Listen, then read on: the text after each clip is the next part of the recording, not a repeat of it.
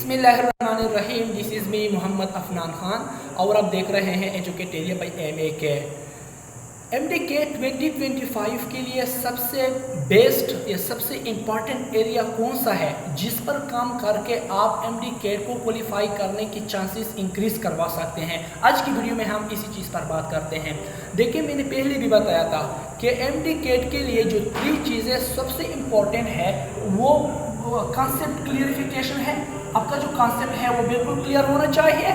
इसके अलावा मैंने आपको बताया था कि MCQs प्रैक्टिस जो है वो बिल्कुल ज़रूरी है और तीसरी चीज़ जो है वो रिवीजन है।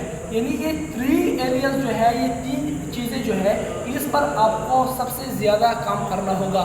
लेकिन अब स्टूडेंट सवाल पूछते हैं कि वो स्टूडेंट जिनके पास टाइम कम है ये वो फिर इन 3 चीज़ों में से किसी एक एरिया पर सबसे ज़्यादा काम करना चाहते हैं, या जो यूनिवर्सिटी स्टूडेंट है, कॉलेज स्टूडेंट है, उनके पास इतना ज़्यादा टाइम नहीं होता कि वो ज़्यादा से ज़्यादा रिवीजन करे या ज़्यादा से ज़्यादा कॉन्सेप्ट पर टाइम लगाए या फिर MCQs पर टाइम लगाए। तो फिर इन 3 चीज़ों में से किस एरिया पर ज़्यादा टाइम लगाए, ज़्यादा इसको तवज्जो दें ताकि MDK को सही तरीके से क्वालिफाई कर सके। तो मेरे डियर स्टूडेंट्स, इन 3 चीज़ों में से जो सबसे इम्पॉर्टेंट चीज़ है, जो सबसे इम्पॉर्टेंट फील्ड है, एरिया है जिस पर आपको सबसे ज़्यादा तवज्जो देनी चाहिए, सबसे ज़्यादा काम करना चाहिए, वो है MCQs practice. MCQs practice in तमाम एरिया में से सबसे ज़्यादा इम्पॉर्टेंट है। वो क्यों है? क्योंकि MCQs प्रैक्टिस से आपका कंसेप्ट भी क्लियर हो सकता है। उस वक्त तक आप MCQs प्रैक्टिस सही तरीके से कर नहीं सकते जब तक आपका कंसेप्ट क्लियर ना हो।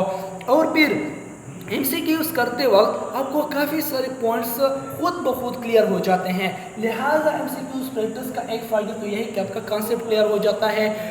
और दूसरी चीज़ जो है वो है MCQs प्रैक्टिस से आपके खुद ब खुद रिवीजन भी हो जाती है।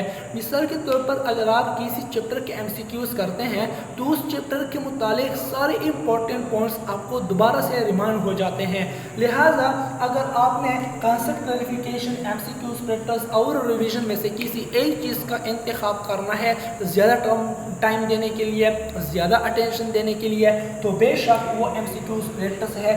MCQs प्रैक्टिस पर ज़्यादा से ज़्यादा टाइम लगाया है, उस पर आपको ज़्यादा से ज़्यादा तवज्जो देनी चाहिए, क्योंकि फिर उसी के साथ इम्पोर्टेंट पॉइंट्स भी आपको क्लियर हो जाएंगे, बुक का कंसेप्ट जो है वो भी क्लियर हो जाएगा और आपके MCQs प्रैक्टिस, उससे आपका स्पीड, उससे आपका टाइम, उससे आपका जो MCQs हल करने की जो ट्रेजेडी है वो भी पुख्ता हो जाएगी। और यही जो चीज़ है जो आपने फिर मेन इंडिकेट में इसी में आपको क्लियर करना होगा, इसी को अपने सॉल्व करना होगा। लिहाजा अगर आप यूनिवर्सिटी स्टूडेंट है या कॉलेज स्टूडेंट है या आपके पास टाइम कम है या अगर आपने इन 3 चीज़ों में से किसी एक चीज़ पर काम करना है तो वो ये MCQs प्रैक्टिस है। इस पर ज़्यादा से ज़्यादा टाइम दे, इस पर ज़्यादा से ज़्यादा तवज्जो लगाए और हर चैप्टर में से जितने ज़्यादा मुमकिन हो आप MCQs करें। जितने ज़्यादा आप MCQs करेंगे इतने ज़्यादा आपके MCQs सही होते जाएंगे, इतना ज़्यादा आपका जो कॉन्सेप्ट है वो क्लियर होता जाएगा और आपकी रिवीजन होती जाएगी। शुक्रिया।